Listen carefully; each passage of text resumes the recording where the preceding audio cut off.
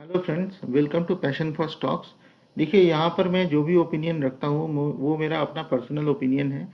आप किसी भी तरह का इन्वेस्टमेंट डिसीजन लेने से पहले अपने फाइनेंशियल एडवाइज़र से एक बार परामर्श कर लीजिएगा। मैं एक सेबी रजिस्टर्ड एनालिस्ट नहीं हूँ। सो मेरा जो भी यहाँ पर है वो मेरा अपना पर्सनल ओपिनियन है।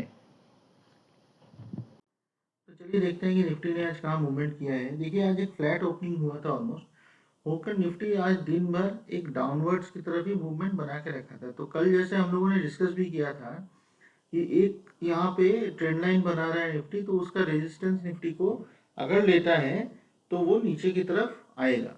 ठीक है, आकर देखिए ये जो हम लोगों का 17,000 का सपोर्ट है उसके नीचे थोड़ा सा क्लोज किया है।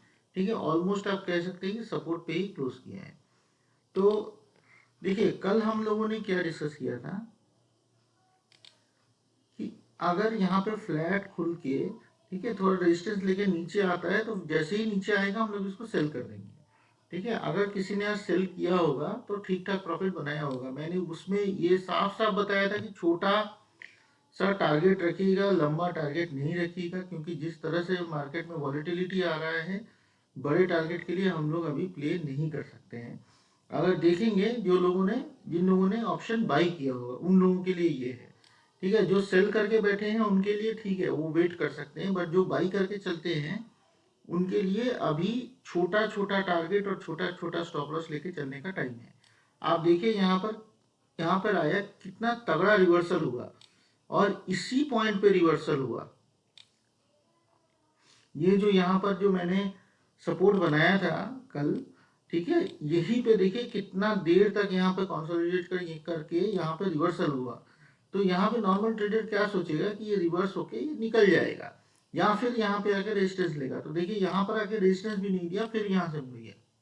ठीक है, वापस यहाँ पर ऐसे इस तरफ ऊपर ही जाने की तरफ कोशिश किया और फिर यहाँ पे वही है, वापस ट्रेडर सोचेगा कि नहीं यहाँ पर आया है तो ये ऊपर की तरफ जाएगा, यहाँ कॉल बाई करेगा और यहाँ पे नुकसान हो जाएगा।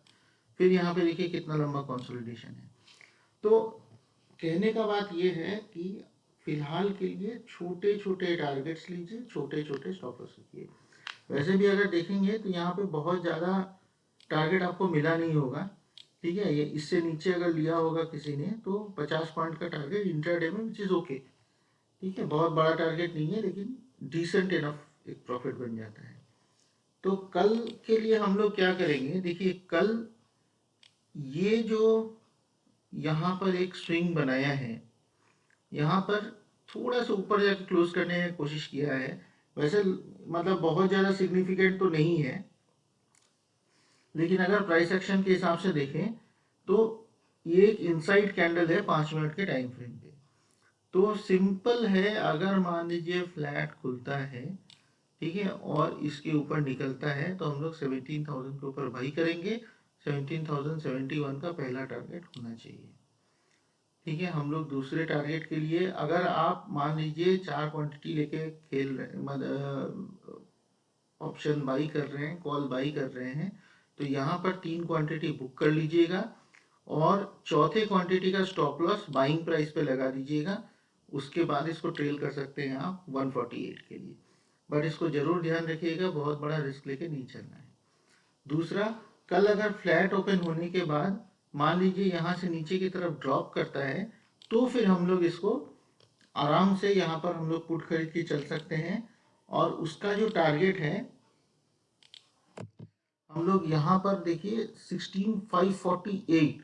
ठीक है, ये एक लॉन्ग टर्म के 2-3 के हिसाब से टारगेट ले सकते हैं। अगर हम लोग यहाँ पर एक डिसेंट इनफ से ऑन द मनी अगर पुट बाई करते हैं तो वो लेके चल सकते हैं, या कॉल सेल करते हैं तो, या फिर पहले दिन का टारगेट हम लोग यहाँ पे 16,700 का रख सकते हैं। मतलब 200 पॉइंट का आपको टारगेट यहाँ मिल जाना चाहिए कल के दिन। अगर ये नीचे की तरफ आना शुरू करता है 950, 16,950 अगर क्रॉस कर जाता है तो फिर आप 200 पॉइंट के लिए इसको प्ले कर सकते हैं कल का।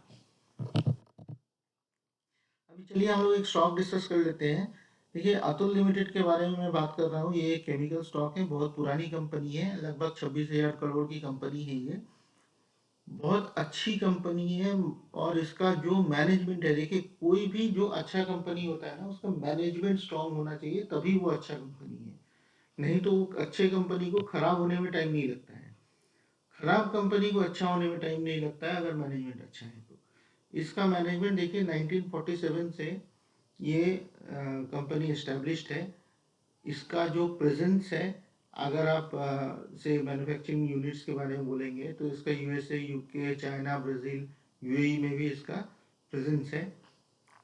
और काफ़ी वाइड स्प्रेड है इसका जो एंटायर जो सप्लाई चेन है, काफ़ी वाइड स्प्रेड है। बड़ी कंपनी तो नहीं बोलूँगा, लेकिन हाँ ट्रेंडिंग टू बड़ी कंपनी है और काफ़ी अच्छा रिटर्न बना के दिया है। इसका फेस वैल्यू 10 है, तो आगे चल के आपको स्प्लिट मिल सकता है। ठीक है, इस चीज़ को दिमाग में रख के हम लोगों को चलना है। अगर इसका रेवेन्यू देखेंगे तो इंक्रीज किया है कंटिन्यूसली। ठीक है, यहाँ पे देखिए ये डिक्रीज है, कोविड का टाइम था उसमें ये डिक्रीज किया था। एबिडेटा इंक्रीज कांस्टेंट है हमेशा। इसका नेट इनकम देखेंगे तो ये कांस्टेंट रह रहा है ऑलमोस्ट। ये थोड़ा सा सोचने का चीज़ है। और ईपीएस भी देखिए कांस्टेंट है। इसीलिए पिछले 1-2 साल में इसमें मूवमेंट उतना नहीं आया है। लेकिन ये एक फेज होता है किसी भी कंपनी का, उसके आगे चल के आपको अच्छा मूवमेंट मिल सकता है। इस कंपनी के प्रोडक्ट पोर्टफोलियो में और इस कंपनी का जो विजन है उसमें कोई कमी नहीं है। देखिए रेवेन्यू इंक्रीज कर रहा है, तो रेवेन्यू अगर इंक्रीज कर रहा है इसका मतलब इनपुट कॉस्ट बढ़ा है। ठीक है, इनपुट कॉस्ट बढ़ने का काफ़ी सारा रीज़न भी हो सकता है। देखिए कुछ लास्ट 1 या 1.5 साल से अगर देख रहे होंगे तो काफ़ी जो क्रूड के दाम है उसमें काफ़ी उतार चढ़ाव आया है। प्लस जो इंडस्ट्री वाइड एक एट्रिशन का भी स्टोरी है जो काफ़ी सारे कंपनीज को इफेक्ट कर रहा है। तो ये भी एक रीज़न हो सकता है इसका, जो रेवेन्यू बढ़ने के बावजूद भी इसका जो प्रॉफिट नहीं बढ़ा है। बट टॉप लाइन बढ़ने का मतलब है कि कंपनी का डायरेक्शन एटलीस्ट सही डायरेक्शन में जा रहा है। इसका अगर पी देखेंगे तो काफ़ी रिजनेबल है। एसआरएफ से थोड़ा सा महंगा है, लेकिन प्राइस टू बुक वैल्यू अगर देखेंगे तो वो कम है एसआरएफ से। एसआरएफ भी बड़ी कंपनी है, अच्छी कंपनी है। इसका शेयर होल्डिंग भी अगर देखेंगे तो काफ़ी इंकरेजिंग शेयर होल्डिंग है। म्यूचुअल फंड का भी अच्छा खासा इसमें दांव लगा हुआ है, एफआईआई का भी अच्छा खासा इसमें स्टेक है, प्रोमोटर का अच्छा खासा स्टेक इसमें है। तो हम लोग एक ओवरऑल अच्छा होल्डिंग हम लोग देख रहे हैं इसके अंदर। अगर इसको देखें कि बाई कहाँ करना है, तो देखिए बहुत अच्छा प्राइस जो है वो 7976 है।